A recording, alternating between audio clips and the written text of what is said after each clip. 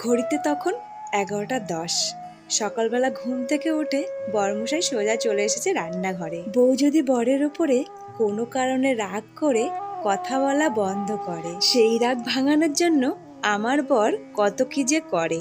সবাই ভাবে আমার বর খুব চুপচাপ, কথা কম বলে, কিন্তু না, ঠিক তার উল্টোটা। যেমন পাজি তেমন বাদর, ছেলেটাও হয়েছে পুরো বাবার মতন। আজ আমার যাওয়ার কথা ছিল ডাক্তার দেখাতে, তাই সকালে চা খেয়ে একেবারে স্নান করে রেডি হয়ে গেছি।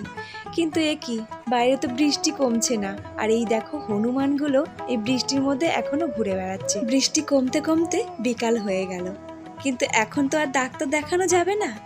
আমরা এখন কল্যাণীর বাড়িতে ব্যাগপত্র রেখে যাব নৈহাটি জুডিওতে। বাড়িতে এসে ড্রেসটা চেঞ্জ করে নিলাম, কারণ বৃষ্টিতে হালকা হালকা ভিজে গেছে। তো এই যে আমরা এখন চলে এসেছি ধন্যবাদ হালিশহর পৌরসভা। টাটা।